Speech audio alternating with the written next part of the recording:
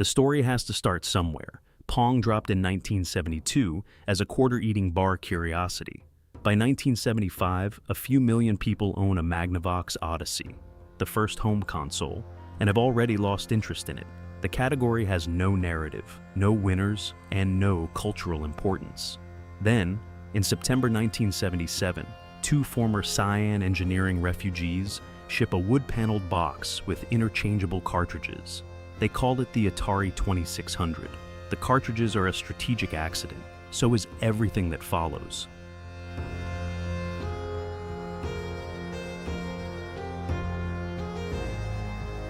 By 1981, Atari is selling 30 million units a year and printing money. So the executives greenlight a film tie-in adaptation of E.T. with 5 weeks of development time. They produce 5 million cartridges. They sell roughly 1.5 million. The unsold ones are crushed, mixed with concrete, and buried in a New Mexico landfill in 1983. Industry revenue collapses 97%. Adults declare gaming a fad. Adults are very confident in this assessment.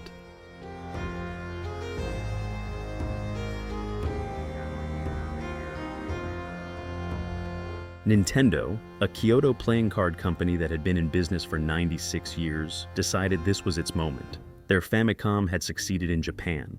American retailers refused to stock anything called a video game.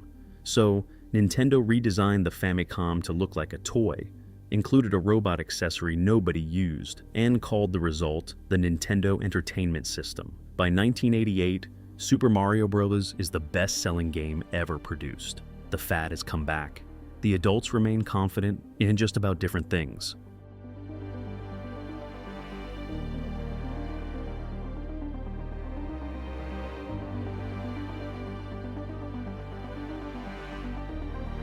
April 1989. Nintendo ships the Game Boy with a 4-shade green screen and a cartridge containing Tetris. The pairing is a strategic stroke of luck involving a Russian programmer who was not paid for his work for several years. By 1991, 100 million people have played Tetris on a Game Boy. Sega launches the Genesis with a marketing slogan that names its competitor. Sonic the Hedgehog is engineered in a literal corporate document to make Mario look slow.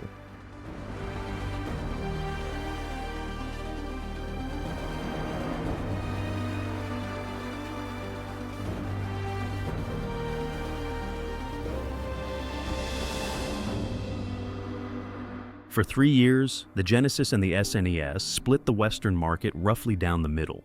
Sega tries to protect its lead with the 32X, an ungainly cartridge expansion that lets the Genesis play slightly worse versions of arcade games. It sells 800,000 units. Sega cancels it within a year. Nintendo continues releasing first-party masterworks at the rate of 1 per quarter. By the end of 1995, the Sega marketing department has aged 20 years.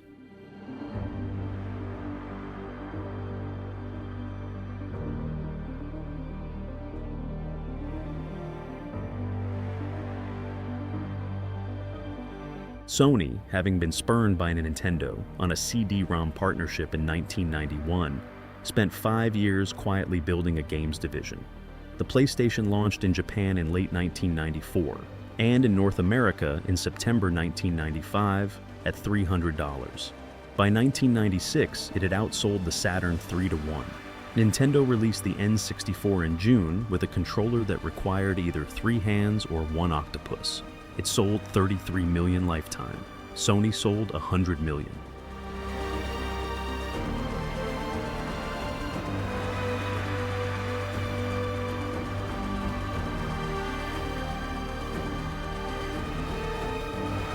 The PlayStation 2 launches in March 2000 at $300. It plays DVDs. People buy it to play DVDs. Sony does not care why. Microsoft enters the console business in November 2001 with the Xbox, an oversized green slab containing PC parts and a hard drive. Sega, having lost the Dreamcast money, exits hardware that same year and pivots to making games for the company that just killed it. Nintendo releases the GameCube. It sells 21 million units. Nobody notices.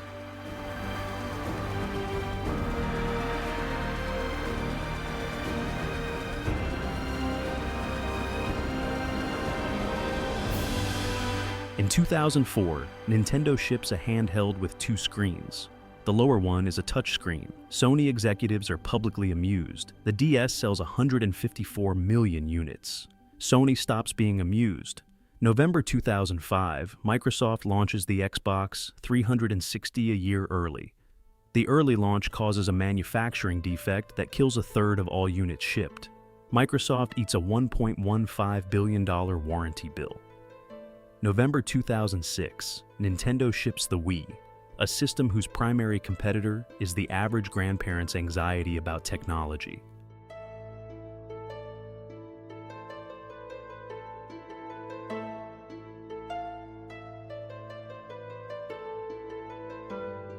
The Wii sells 100 million units in 3 years and is then abandoned by its own audience. Casual gamers, having discovered they can play Bejeweled on a phone, see no reason to also own a plastic remote. Sony recovers from the PS3's $600 launch by lowering the price 4 times. In February 2011, Nintendo ships the 3D-size seconds for $250. Within 5 months, they cut the price by 40% and apologize to early adopters with a stipend of free games. The future is no longer arriving on schedule.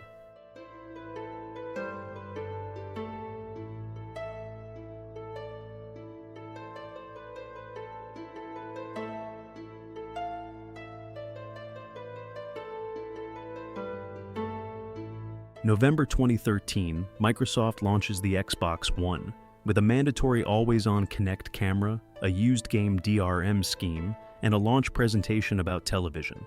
Customer reaction is described internally as catastrophic. Microsoft reverses every controversial decision within a month. Sony launches the PS4 the same week at $400 with no Kinect, no DRM, and no opinions about television. It outsells the Xbox One 2-to-1.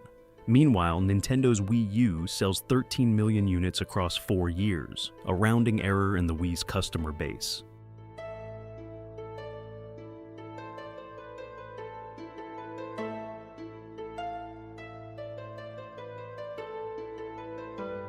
March 2017, Nintendo ships a tablet that docks into a television.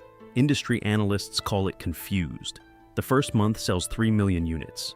Year 2 sells 32 million. Nintendo, which spent 4 years being declared dead, instead becomes a verb. Breath of the Wild and Mario Odyssey ship within 7 months and reset what people expect from a launch lineup. By 2020, the Switch has outsold the Wii U 11 times over. Both consoles came from the same company, in the same decade, run by mostly the same people.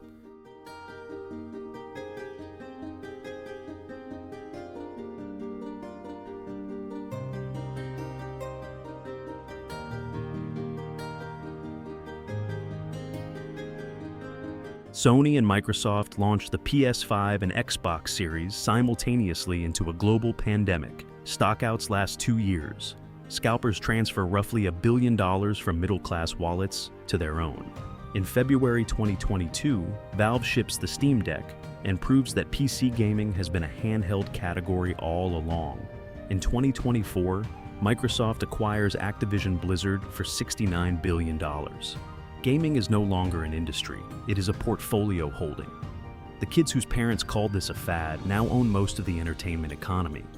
They do not act surprised.